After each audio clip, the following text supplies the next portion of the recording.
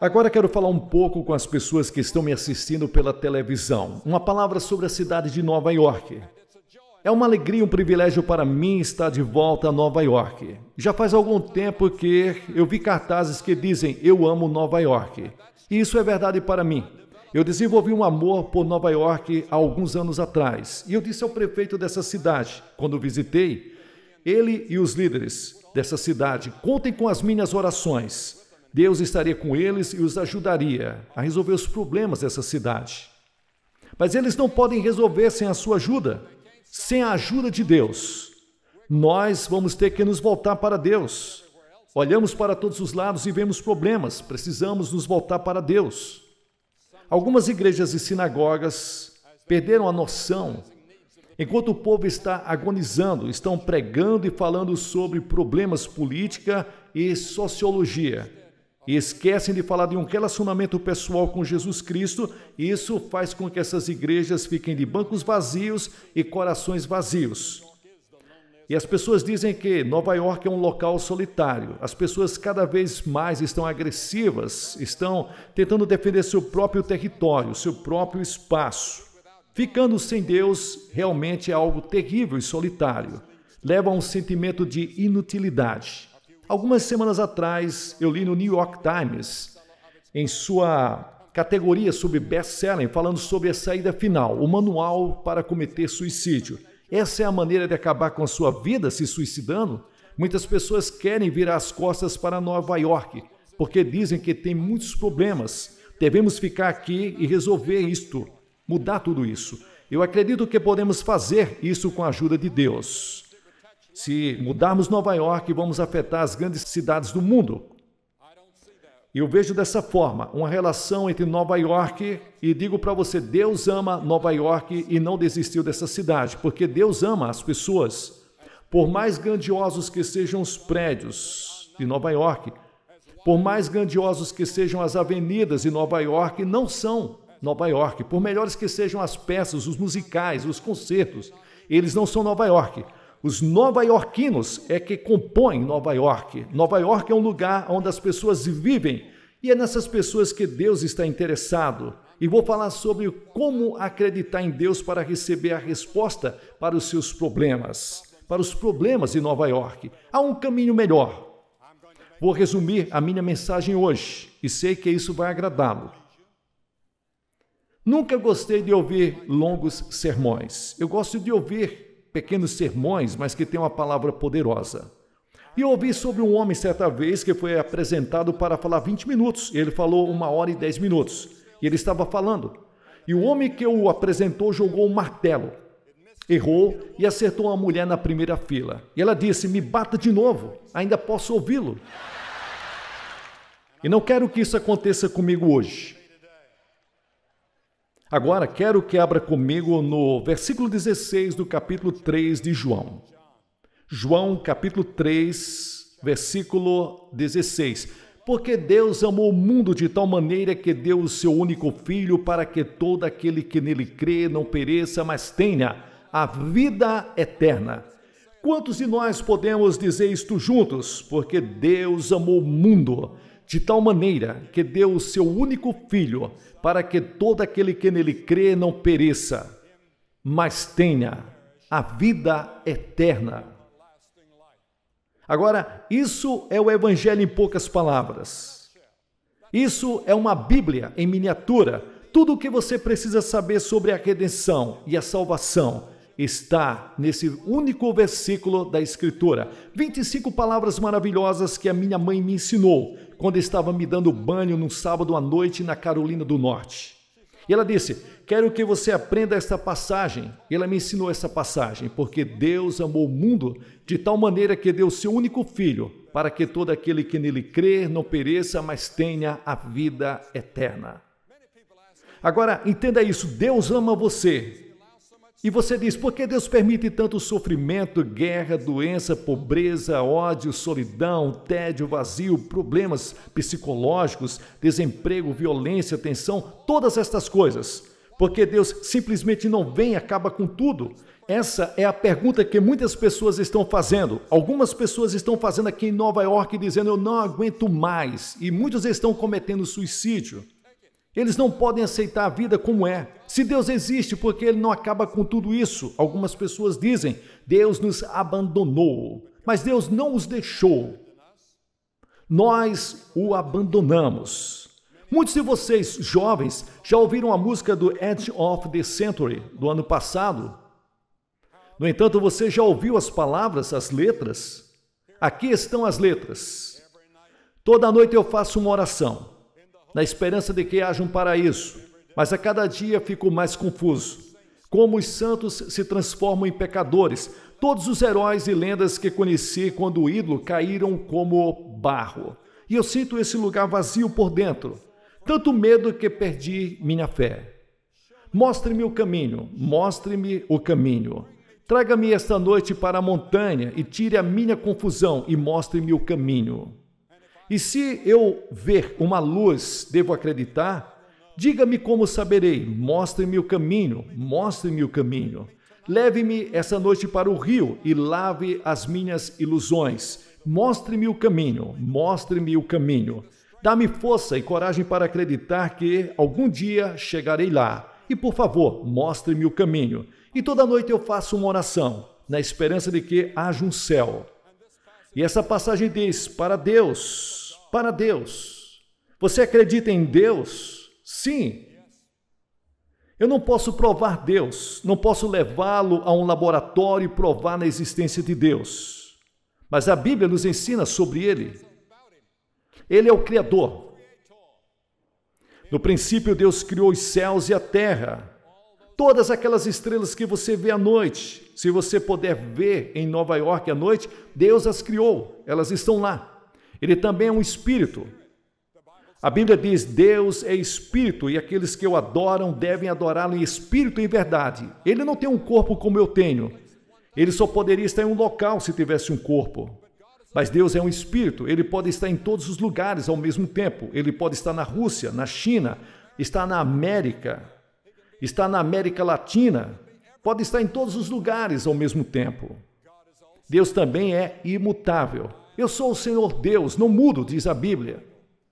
Nele não há variação nem sombra de variação. Diz o King James na versão. A Bíblia diz: Deus designou um dia em que julgará o mundo. Pense nisso. Ele marcou um dia, um momento no qual Ele vai julgar o mundo e você estará lá. Deus também é um Deus de amor. Minha mãe me amava, mas ela não me amava tanto quanto Deus me ama. Isso parece impossível de acreditar. Minha esposa me ama e eu amo minha esposa. Eu tenho 5 filhos, eu os amo. Tenho 19 netos, eu os amo e espero que eles me amem. Tenho 3 bisnetos. Acho que eles me amam e eu os amo. Eu sei que todos eles amam o Senhor. Mas nada se compara ao amor de Deus. Eles tiveram que inventar uma palavra na língua grega para nos dizer o quanto Deus nos ama. Deus é um Deus de amor. Ele te ama. E se há uma coisa que eu quero que você leve depois dessa reunião, saindo daqui, é isso. Deus ama você. Deus te ama. Deus te ama.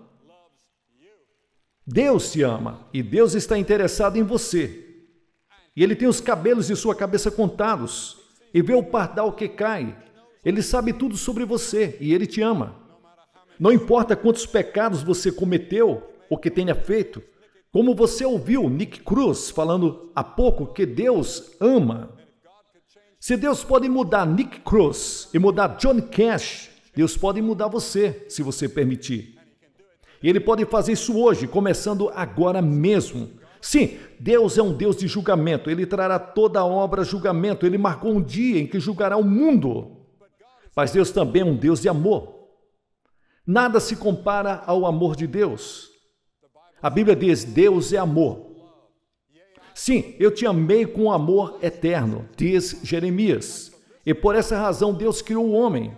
Você se perguntou por que está aqui, porque Deus criou a raça humana, qual é o propósito da raça humana? Deus criou você porque Deus é um Deus de amor. Ele cria criaturas que pudessem resolver e escolher amá-lo. E assim Deus criou o homem, Adão e Eva, e ele os colocou em um paraíso perfeito.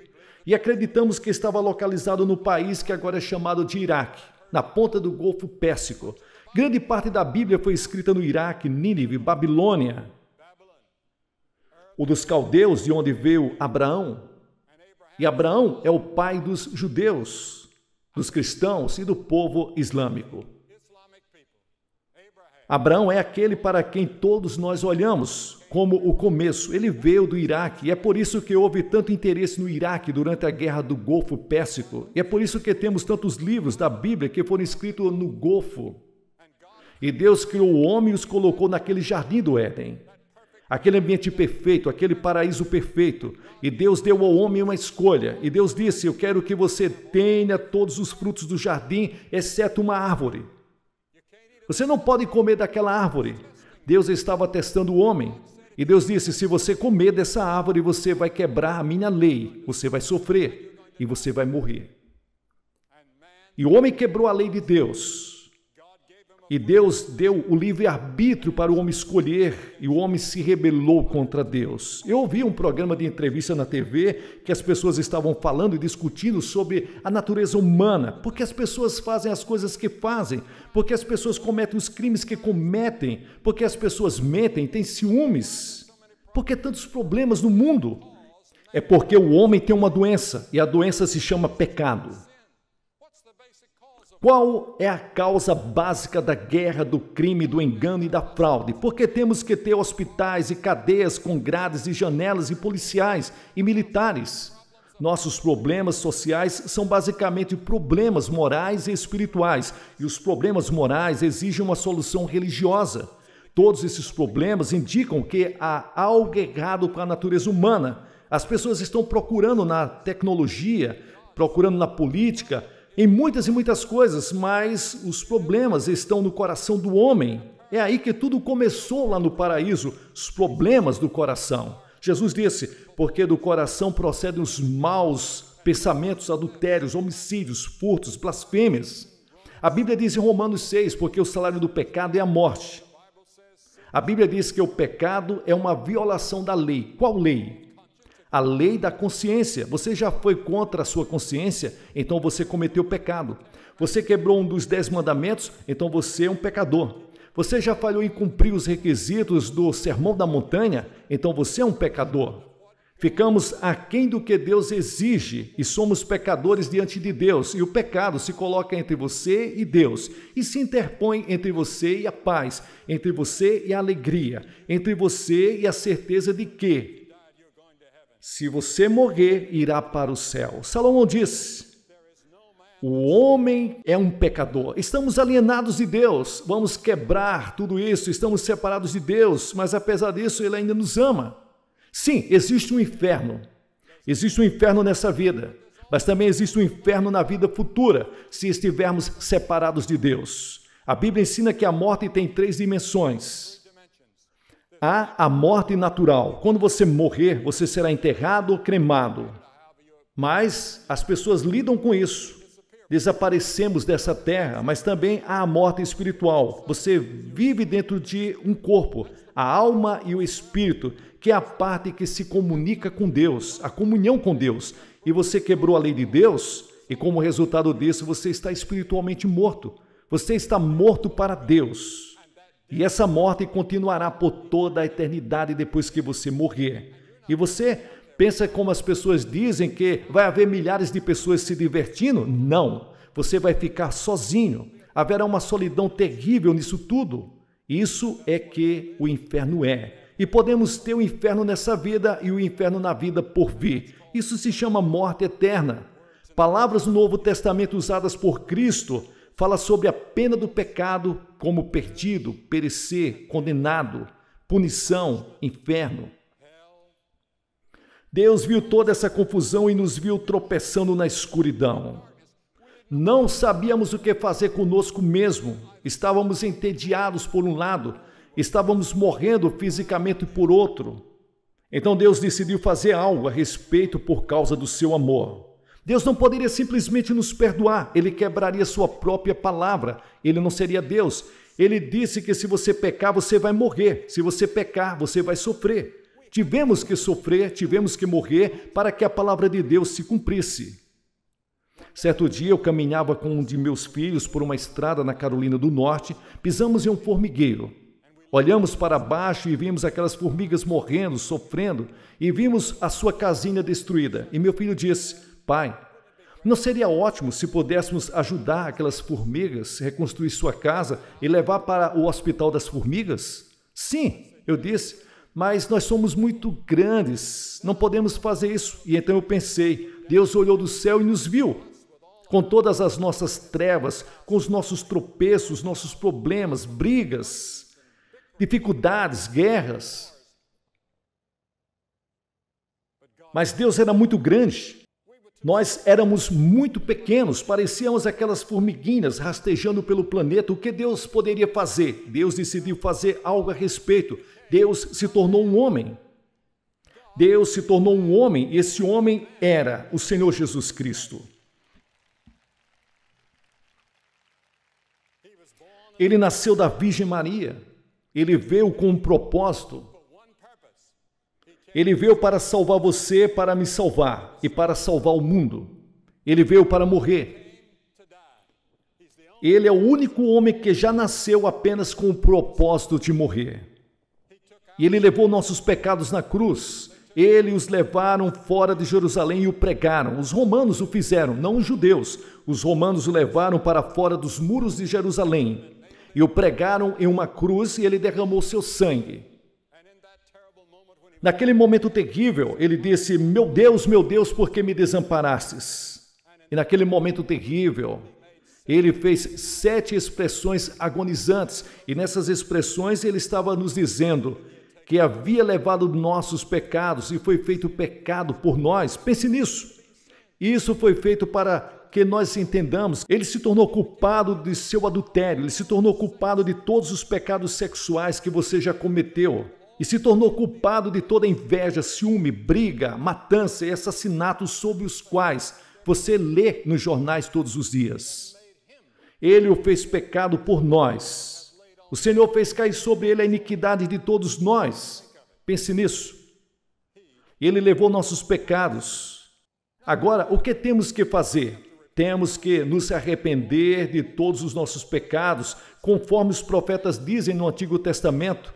O primeiro sermão que Jesus pregou disse: arrependam-se. E por todo o Novo Testamento eles escreveram: arrependam-se, arrependam-se, arrependam-se e arrependam-se.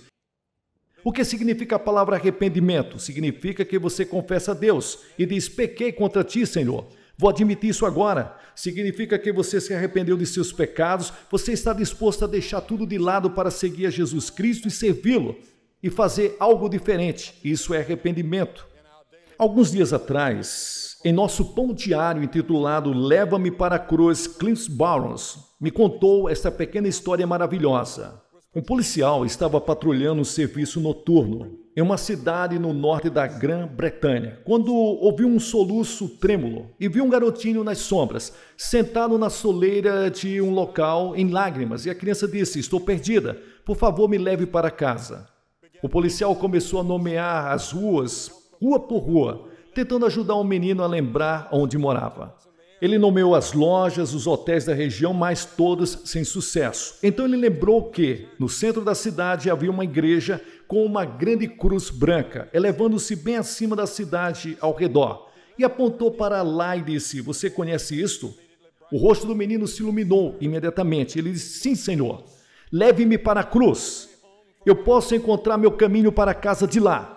E se você vier para a cruz hoje, há um caminho. Se vier pelo caminho da cruz, se você está perdido, o único caminho para casa é chegar para a cruz. A cruz de Cristo direciona as pessoas para o seu lar eterno.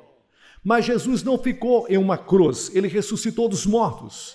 Deus o ressuscitou dentre os mortos. E eu não estou falando com você sobre um Cristo morto, mas estou falando sobre um Cristo vivo.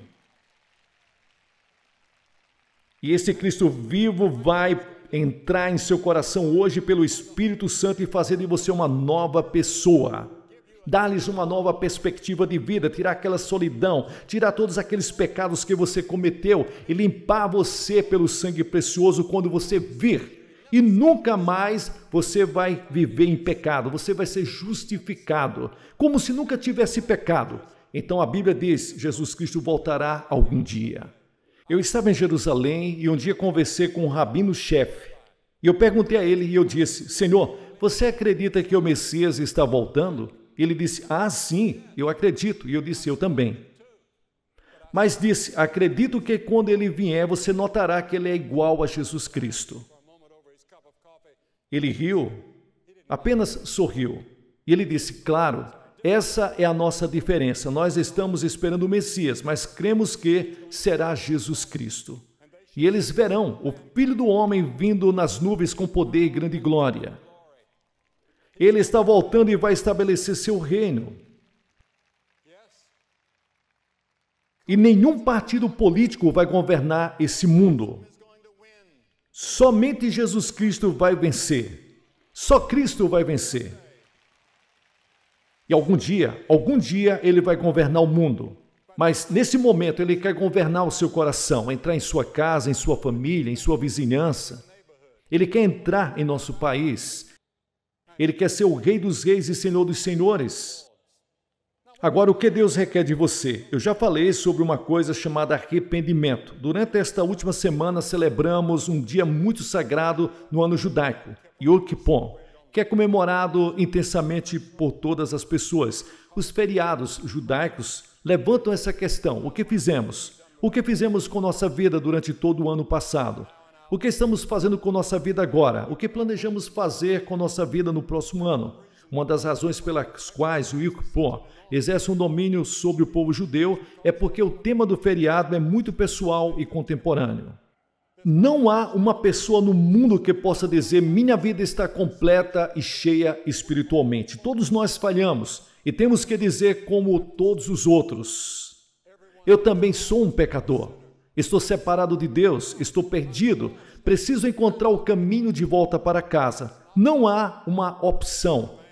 Em Atos capítulo 17, o apóstolo diz em seu sermão, Deus ordena que todos os homens em todos os lugares se arrependam. Pense nisso. Deus ordena, é uma ordem para você se arrepender. Você já se arrependeu?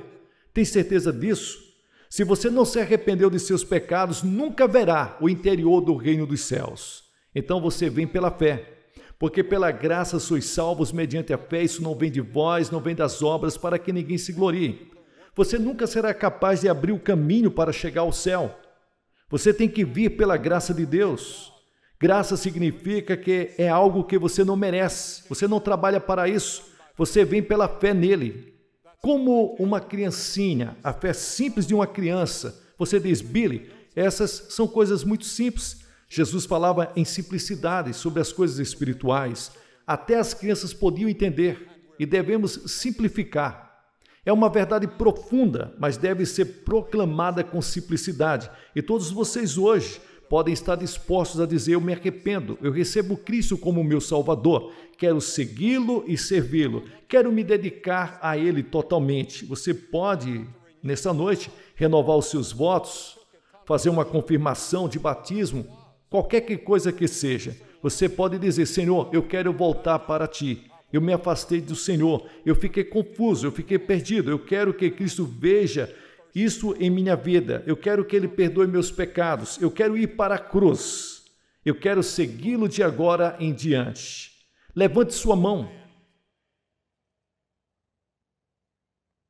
Sim, há muitas pessoas com as mãos levantadas. E tem tanta gente de pé. Não posso pedir para você ficar de pé porque você não se destacaria. E há 4 coisas a partir de agora que são muito importantes. Primeiro, ler a Bíblia todos os dias. A Bíblia é o alimento para a sua alma. Em segundo lugar, ore. Talvez você não consiga orar como um clérigo, mas você pode dizer, Senhor, me ajude, estou precisando de você, e Ele virá ajudar você. Ele responderá a sua oração. Ore em nome de Jesus Cristo. Diga, Senhor Jesus, eu preciso do Senhor. E então a terceira coisa é testemunho de Cristo. Você deve dizer a algumas pessoas o que Jesus fez por você nesta manhã. Sabe, naquela reunião, você fez um compromisso com Jesus Cristo e pretende manter com a ajuda de Deus. Vai ganhar almas para Jesus Cristo. E então, a quarta coisa é entrar para uma igreja. Em uma igreja onde Cristo é proclamado. E segui-lo. E servi-lo o melhor que puder. Porque veja, quando você sair daqui, você não vai estar sozinho. O Espírito de Deus vai estar com você. E eu quero que você faça esta oração em voz alta depois de mim. Ore ao Senhor. Ó Deus, eu sou um pecador. Sinto muito pelo meu pecado. Estou disposto a voltar-me para o Senhor e deixar todo o pecado. Eu recebo Cristo como meu Salvador. Eu o confesso como meu Senhor. A partir desse momento, quero segui-lo. Quero servi-lo na comunhão de sua igreja. Em nome de Jesus Cristo. Amém.